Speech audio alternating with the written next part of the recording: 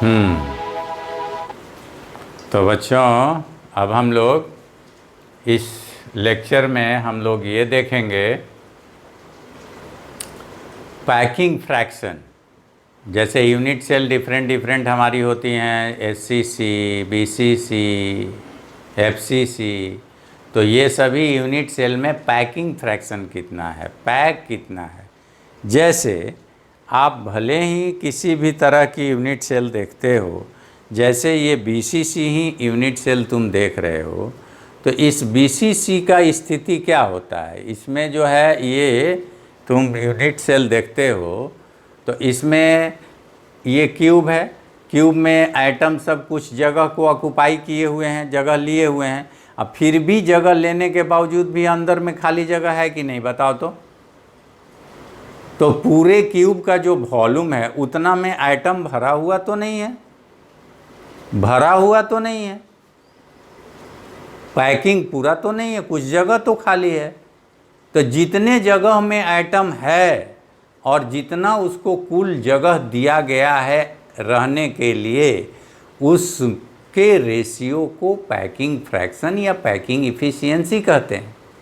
ये देख रहे हैं आप, आपको दिख रहा है ये अंदर में खाली जगह है, अंदर में बहुत खाली जगह है, आपको दिख रहा है। देखिए देखिए, सब तरफ से देखिए, अंदर में खाली जगह है। इसमें भी आप देखिए, ये जो है एफसीसी है, इसमें भी कितना भी पैकिंग कर लीजिए, अंदर में कुछ न कुछ जगह खाली छूट ही जाती है। ठीक है, इस क्यूब का पूरा जो जगह मिला हुआ, क्यूब के पूरा जो वॉल्यूम है उतना तो एटम नहीं न जगह ऑक्युपाई किए हैं। जैसे ऐसे सोचिए कि एक आपको ड्राम दे दिए हैं और ड्राम में आपको ईंटा भरना है, ड्राम में आपको ईंटा भरना है। तो ड्राम अगर 50 लीटर का है, अगर ड्राम कितना 50 लीटर का, तो क्या 50 लीटर उसमें ईंटा अट जाएंगे? नहीं अटेंगे, क्योंकि 2-3 ईंटा रहते हैं तो उनके बीच कुछ खाली जगह क्या हो जाता है, बच जाता है। छोटे छोटे टुकड़े ईंटे के रखने हो तो आपको कई ईंटे जो एक साथ आएंगे तो बीच में उनके खाली जगह रह जाएगा। हाँ, लिक्विड भरना है तो पूरा का पूरा आ जाएगा, गैस भरना है तो पूरा का पूरा आ जाएगा, लेकिन अगर आपको सॉलिड भरना है तो पूरा नहीं आएगा, कुछ जगह खाली छूट जाएगा। तो पैकिंग फ्रैक्शन किसे कहते हैं? तो जितने जगह एटम के द्वारा इसके अंदर लिया गया डिवाइडेड बाई जितना जगह इसको प्रोवाइड किया गया, जितना जगह इसको दिया गया। आप इतने जगह में आओ, जगह इनको दिया गया कि आप भैया 10-50 लीटर में आपको अटना है, और ये उसमें से मात्र 40 लीटर ही जगह लिए, बाकी दो के बीच जगह खाली। देख रहे हैं ना, एटमों के बीच जगह खाली रह जा रहा है। तो बाकी एटमों के बीच जगह खाली रह जाता है, तो उसी को हम लोग क्या कहते हैं? Packing fraction. तो पैकिंग फ्रैक्शन क्या होगा ये हम लोग निकालेंगे 1 बाई 1 सबका, बीसीसी का, एफसीसी का और एससीसी का पैकिंग फ्रैक्शन क्या होगा और सबसे बढ़िया पैकिंग किसकी होगी, ये हम लोग निकालेंगे यहाँ पर। तो पैकिंग फ्रैक्शन फाइनली क्या डिफाइन किया जाता है? तो it is the ratio of volume occupied by the atoms of unit cell divided by total volume of the unit cell.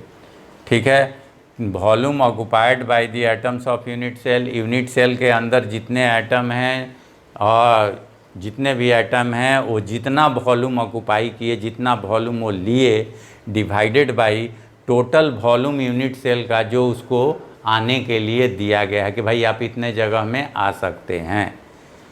तो volume occupied by the atoms, वो वॉल्यूम जो कि एटमों के द्वारा ऑक्युपाई किया गया, लिया गया है, वो वॉल्यूम जो एटमों के द्वारा क्या किया गया है, लिया गया है,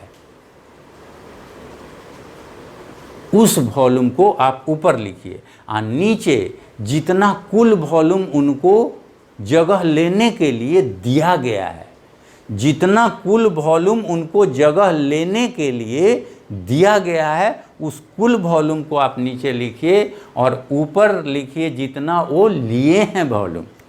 तो जितना वॉल्यूम एटम लिए हैं डिवाइडेड बाय जितना वॉल्यूम उनको लेने के लिए नीचे दिया गया है, इसी के रेशियो को कहते हैं हम लोग पैकिंग इफिशियंसी। ओके नाउ,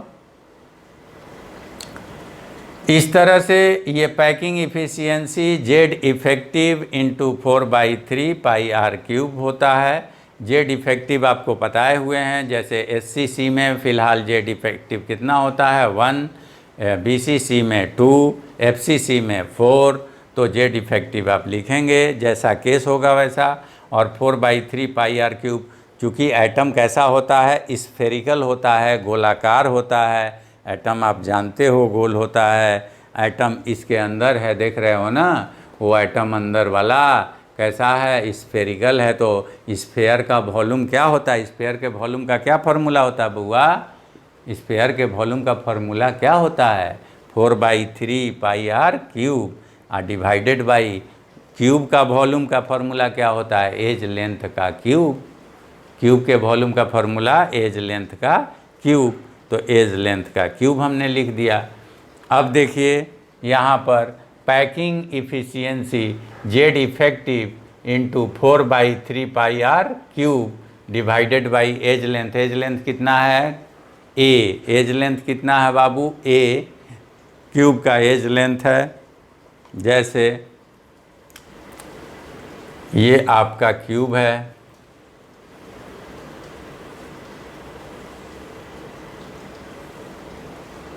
ये आपका क्यूब है। तो ये हो गया आपका, यहाँ मान लीजिए एटम, तो ये हो गया एटम की रेडियस और ये हो गया एज लेंथ। यहाँ से यहाँ तक का डिस्टेंस कितना? ए।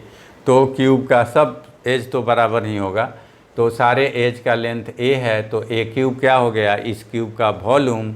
और ये आर हो गया एटम का क्या? रेडियस, जो एटम वहाँ आएगा उस यूनिट सेल में रहने के लिए, तो उसका जो है रेडियस है। और इस तरह से ये जो है पैकिंग इफ़िशियंसी का आप फार्मूला देखें। और अब आप पैकिंग इफ़िशियंसी निकालोगे, एससीसी में क्या होगा, पीसीसी में क्या होगा, एफसीसी में क्या होगा पैकिंग इफ़िशियंसी, वो अब आप निकालोगे। चलो निकालते हैं।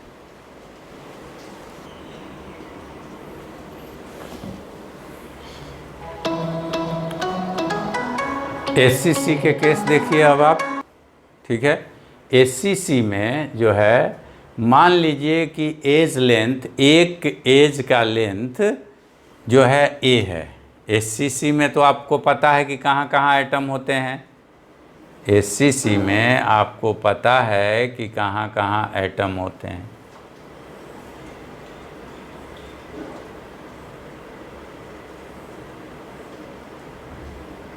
देखिए ये एज लेंथ तो आप एक मान लोगे कि क्या है भाई, ए है। और दूसरी चीज़ कि आप ये जान लोगे कि एटमों का जो है, ये एटम्स हैं कहाँ होते हैं भैया? सारे कॉर्नर पर। तो जेड इफेक्टिव एससीसी का क्या होता है? 1। जेड इफेक्टिव एससीसी का 1 एक एटम यूनिट सेल में होता है। तो जेड इफेक्टिव 1 हो गया इसका। और एटम का रेडियस कितना ले लिए आप? आर। तो ऐसी स्थिति में आपको ये पता है कि पिछले क्लासों में ये बताया गया है कि एससीसी का रेडियस ऑफ एटम a/2 होता है। एटम का रेडियस एज लेंथ के टर्म में एज लेंथ का हाफ होता है। तो the radius of atom is equal to edge length का /2, यानी एज लेंथ का हाफ। इस तरह से अब पैकिंग इफ़िशियंसी जब आप लोग निकालोगे तो Z effective into 4/3 pi R cube. SCC में कितने एटम होते हैं? कुल 1 एटम होते हैं, तो ये 1 लिख दिए, इंटू 4/3 पाई आर क्यूब होता है। आर रेडियस है, रेडियस कितना हो गया? रेडियस हो गया एज लेंथ /2, यानी a/2 का होल क्यूब, और नीचे है a क्यूब। ठीक है। अब इस तरह से जो है आप इसको आगे बढ़ाओगे तो a/2 का क्यूब क्या हो जाएगा, a का क्यूब और 2 का क्यूब 8 हो जाएगा, 2 का क्यूब तो नीचे हो गया 8 a क्यूब और ऊपर पाई a क्यूब, यहाँ a क्यूब कैंसिल और 4 8 से कैंसिल हुआ तो 2, इस तरह से जो है आपका आ गया पैकिंग इफ़िशियंसी π/6। ये 3 और ये 2 मल्टीप्लाई हो जाएगा, ये भी नीचे आ जाएगा तो 3 × 2 6 हो जाएगा तो π/6, और ये हो गया 3.14 पाई का वैल्यू डिवाइडेड बाई 6, ये हो गया 0.52 पैकिंग इफ़िशियंसी। इसका मतलब ECC में यानी कि SCC में आपको जो है पैकिंग इफ़िशियंसी 52% होगी, यानी कि 100 लीटर जगह में से 52 लीटर जगह ही एटमों के द्वारा ऑक्युपाइड होगी और बाकी 48% जगह खाली होगी। बाकी 48% जगह क्या होगी, पूर्ण रूपेण खाली रहेगी, यानी मात्र 52% जगह ही एटमों के द्वारा ऑक्युपाइड होगी, बचा हुआ 48% जगह खाली रहेगी। समझ गए? इस तरह से आपको पैकिंग इफ़िशियंसी बताई जाती है। तो SCC में आपको पूछा जाए कि पैकिंग इफ़िशियंसी कितनी % होती है तो 52%, मतलब 52% space of SCC is occupied by the atom, whereas 48% space is vacant, खाली, यानी 48% स्पेस खाली रहता है। अब देखते हैं हम लोग BCC का केस।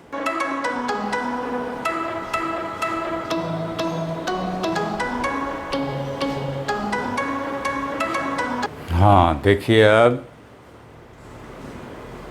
BCC का केस देखते हैं हम लोग।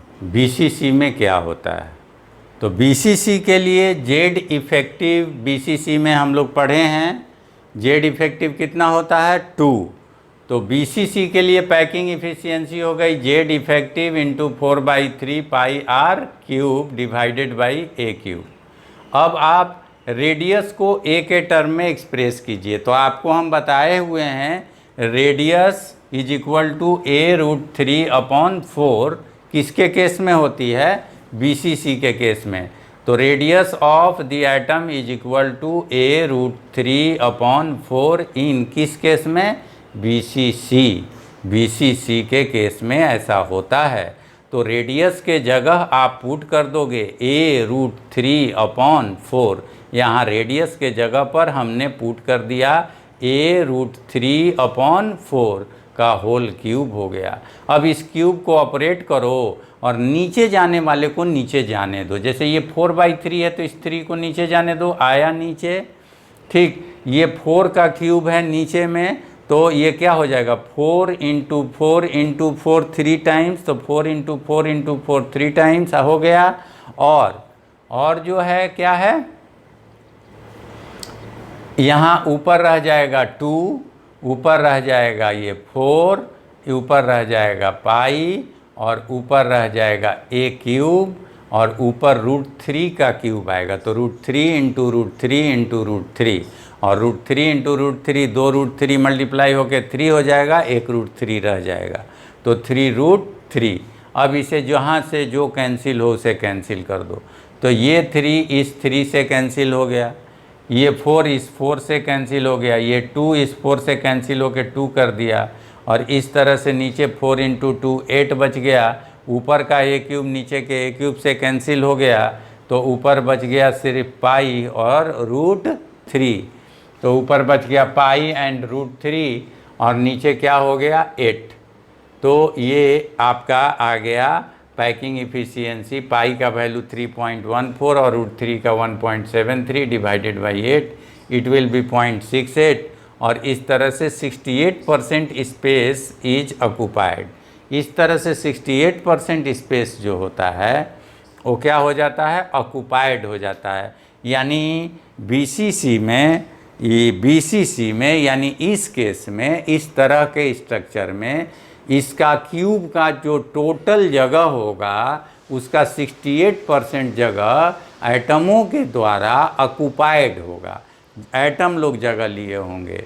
जैसे मान लीजिए कि इस क्यूब में 100 लीटर पानी अट सकता है, तो जब इस क्यूब में एटम डाले गए हैं तो 100 लीटर नहीं होंगे, 68 लीटर ही एटम होंगे, और बचा हुआ 32 लीटर जगह क्या रहेगा, अनऑक्युपाइड यानी फ्री यानी स्वतंत्र रहेगा। उस जगह पर एटम नहीं होगा। जैसे अंदर देख लीजिए, जैसे अंदर में आप देख लीजिए भाई, अंदर में जगह अनऑक्युपाइड जगह भी है, अंदर में कुछ जगह क्यूब के अंदर में कुछ जगह खाली बच जाती है, वो दैट जगह इज अनऑक्युपाइड जगह, और वो अनऑक्युपाइड जगह 32% है, एंड एटमों के द्वारा ऑक्युपाइड जगह 68% है। इस तरह से 68% of space is occupied by the atoms in BCC unit cell,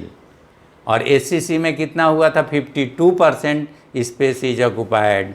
और अब आप FCC में देखेंगे कि कितना परसेंट स्पेस ऑक्युपाइड होता है एटमों के द्वारा। ठीक है, तो अब आप FCC देखिए। ठीक है,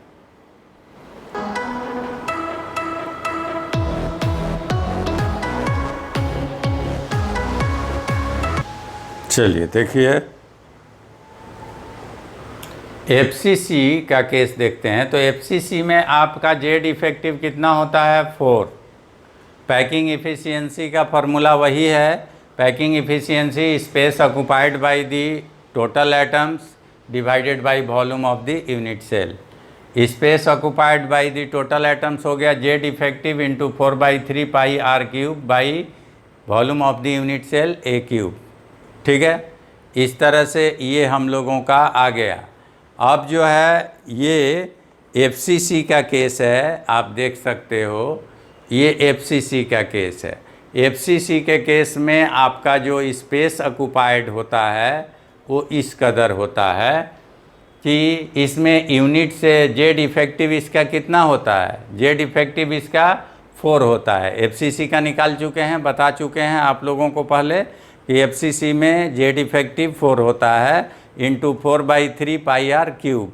और FCC में आपको ये भी बता चुके हैं कि ये जो है रेडियस का, ये R, इस रेडियस को A के टर्म में जब रखेंगे तो R इज इक्वल टू क्या होता है, A/2√2। ये ऑलरेडी हम बता चुके हैं FCC में। तो आप जानते हैं कि रेडियस इज इक्वल टू होता है A/2√2। तो इसको हम लोग पुट कर देंगे। अब आप तो पुट कर दिए, अब ऊपर वाले को ऊपर, नीचे वाले को, इस 3 को नीचे लेके चले जाएंगे। ये डिवाइड में है, देखिए इस 3 को। ठीक है, ऊपर रह जाएगा ये 4 इंटू ये 4 और पाई, और ये भी नीचे जाएगा, A³ रह जाएगा ऊपर। ये क्यूब है, देखिए क्यूब है, तो A³ रह जाएगा ऊपर, और ये 2√2 का क्यूब। तो 2 का क्यूब कितना होगा, 8। 2 का क्यूब 8, तो 8 चला गया नीचे, और √2 का क्यूब 2√2 होगा, तो वो भी चला जाएगा नीचे। तो आ गया नीचे 3, आ गया नीचे 8 और 2√2, और नीचे पहले से ही है क्या, A³, तो A³ रह गया। इस तरह पैकिंग इफ़िशियंसी आपका ये कैंसिल होगा 4 8 से, तो 2 टाइम्स 2 और 2 4, ये 4 से कैंसिल हो जाएगा। अब ऊपर का A³ नीचे के A³ से कैंसिल हो जाएगा, ये कैंसिल हो गया, तो ये काम ख़त्म।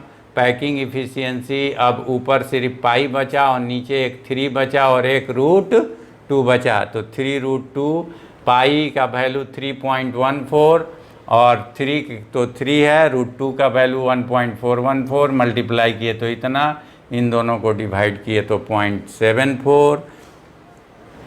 और इस तरह से आपका पैकिंग फ्रैक्शन आ गया। पैकिंग इफ़िशियंसी FCC की आ गई 74% स्पेस इज ऑक्युपाइड।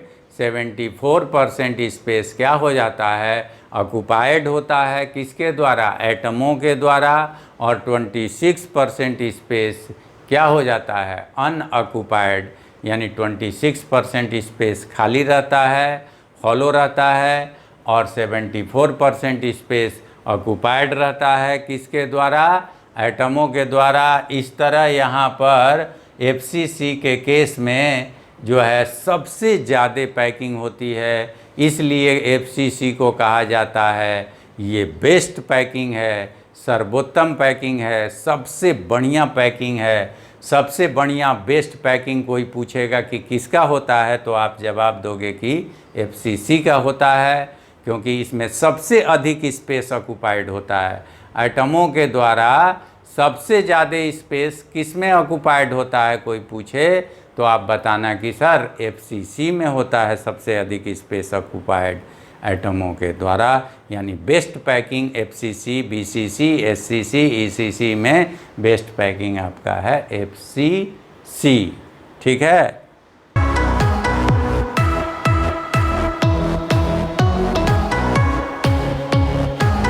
हाँ, तो ये क्वेश्चन आप लोग देखिए, क्वेश्चन ये आया था 2019 में और ये क्वेश्चन है और ये पैकिंग इफ़िशियंसी से ही है। पूछा गया कि what is the approximate packing efficiency in solid 2, यानी ये है सॉलिड 2, ये सॉलिड 2 है, सॉलिड 2 और वो सॉलिड 1 है। इसकी पैकिंग इफ़िशियंसी अप्रॉक्सीमेट पूछा जा रहा है। ठीक है, तो पैकिंग इफ़िशियंसी इसकी निकालनी है। तो आप तो जानते हैं कि इस क्यूब के अंदर टोटल जगह एटमों के द्वारा लिया गया, तो A एटम लोग जगह ले रहे हैं और कौन जगह ले रहा है, B एटम जगह ले रहा है और प्लस डिवाइडेड बाई इस क्यूब का वॉल्यूम। तो मान लीजिए कि इस क्यूब का एज लेंथ, इस क्यूब का एज लेंथ A2 है, इस क्यूब का एज लेंथ मान लीजिए क्या है A2, इस क्यूब का एज लेंथ क्या है A1, इस क्यूब का एज लेंथ A1 है, इसका एज लेंथ A2 है। A2 का होल क्यूब से डिवाइड करेंगे यानी वॉल्यूम से डिवाइड करेंगे, टोटल एटम, दो तरह के एटम कवर करेंगे। ठीक है, तो पैकिंग इफ़िशियंसी निकालने के लिए, ठीक है, तो पैकिंग इफ़िशियंसी ऑफ 2 निकालना है आपको, 2 का पैकिंग इफ़िशियंसी निकालना है। तो 2 में एटमों के द्वारा कुल लिया गया जगह डिवाइडेड बाई इसका वॉल्यूम। ठीक है, तो दो तरह के एटम जगह ले रहे हैं भैया, कितने तरह के एटम जगह ले रहे हैं, एक A ले रहा है और एक B ले रहा है, तो दोनों तरह के एटम। अब ये क्वेश्चन है कि B कितना एटम है, तो बॉडी में है, B कहाँ पे है, बॉडी में, तो बॉडी का एटम टोटल कितना होता है 1, तो एटम B के एटम का नंबर ZB इंटू 4/3 पाई RB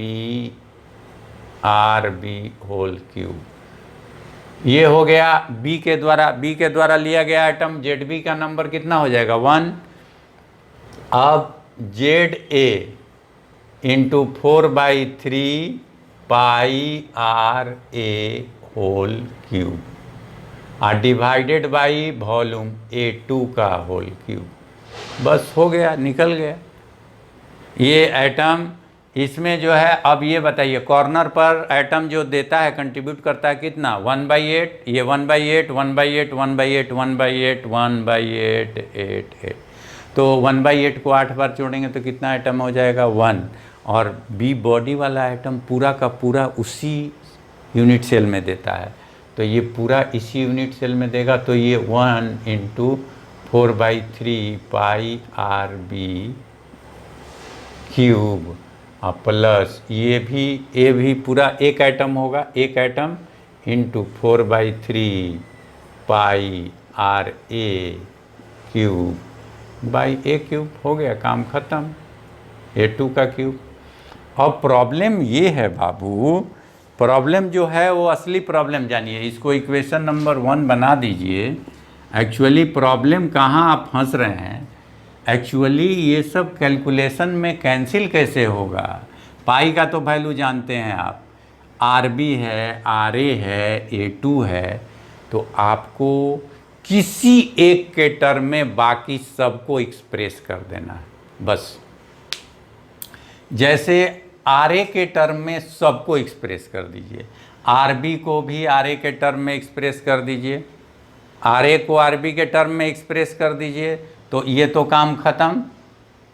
ठीक है, RB को RA के टर्म में एक्सप्रेस कर दीजिए और A2 को भी RA के टर्म में एक्सप्रेस कर दीजिए, काम खत्म। और तब RA कॉमन लेके RA को कैंसिल करा दीजिए या कैलकुलेट कर लीजिए, आंसर आ गया।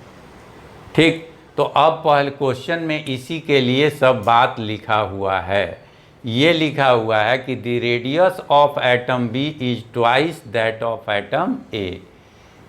यही है क्वेश्चन का प्लानिंग, इसी तरह प्लान करते हैं। B के एटम का रेडियस, इसका radius RB is equal to, B के एटम का रेडियस कितना है एक एटम के, 2RA। तो ये हो गया आपका प्लान, काम खत्म। ये हो गया। अब पुट कर दीजिएगा, RB के जगह क्या पुट कर दीजिएगा, 2RA पुट कर दीजिएगा। इसके बाद कहता है कि जो है इस एटम का आप पढ़े हैं BCC में, BCC में, in BCC 4RA is equal to √3A। तो A इज इक्वल A1, इसका A1 है ना, एज लेंथ A1, तो A1 इज इक्वल टू क्या हो जाएगा, 4RA by √3। A1 is equal to क्या हो जाएगा, 4RA अपॉन √3, ये हो जाएगा। अब जो है A1 को A2 को A1 के टर्म में एक्सप्रेस कर दीजिए।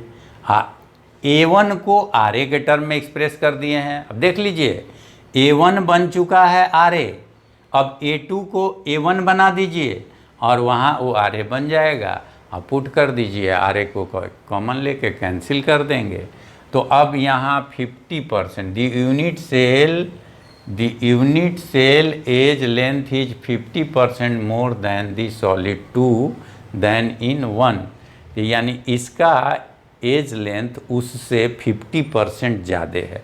50%, परसेंटेज का क्वेश्चन 7th 8th में बनाए होंगे, तो आपको 50% आता होगा। तो A2 is equal to A1 plus 50% of A1। तो A1 प्लस 50% मतलब 50 बाई क्या 100 इंटू A1, यानी A1 प्लस 0.5 A1। तो A2 इज इक्वल टू कितना हो गया बुआ, 1.5 A1। अब इस A1 के जगह पुट कर दीजिए 4RA बाई √3। इसको आप लिख सकते हैं 3/2A1, और A1 के जगह पुट कीजिए 3/2, A1 के जगह 4RA बाई √3। अब इस 2 को इस 4 से कैंसिल कीजिए तो ये 2, इस √3 को इससे कैंसिल कीजिए तो यहाँ √3, तो ये हो जाएगा √3RA। ठीक है ना, और ये 2 है ना, 2 भी रहेगा। हाँ, 2 √3RA आ गया। अब देखिए A2 के जगह ये पुट कर दीजिए, A2 के जगह आप देखिए A2 के जगह ये पुट कर दीजिए, A2 के जगह ये 2√3RA पुट कर दीजिए, और RB के जगह 2RA पुट कर दीजिए, और RA को कॉमन लेके ऊपर का RA नीचे के RA को कैंसिल कर दीजिए, और इस तरह से ये कैलकुलेट हो जाएगा। अब देखिए आप कैलकुलेट कीजिए। हाँ, तो हम लोग जो है पुट कर दिए, RB के जगह रख दिए भाई 2RA, देख लीजिए 2RA का होल क्यूब, ये 2 8 हो जाएगा, यहाँ RA 1 है तो 1 ये हो जाएगा, तो ये हो गया 9। ठीक है, 4/3 पाई को कॉमन ले लिए, ठीक है, पाई RA क्यूब को, और तब ये 9 आ गया। अब 9 ये सब इस 3 से कटेगा तो 3, फिर ये 3 इस 3 से कटेगा, 4 8 से कटेगा तो 2, इस तरह से RA क्यूब और RA क्यूब कैंसिल हो जाएगा। देखें RA क्यूब और RA क्यूब कैंसिल हो गया, और इस तरह से ये अप्रॉक्सीमेट आंसर आपका आ गया कितना, 90%। इस तरह इसका आंसर हुआ 90%। परसेंट। ठीक है, ओके।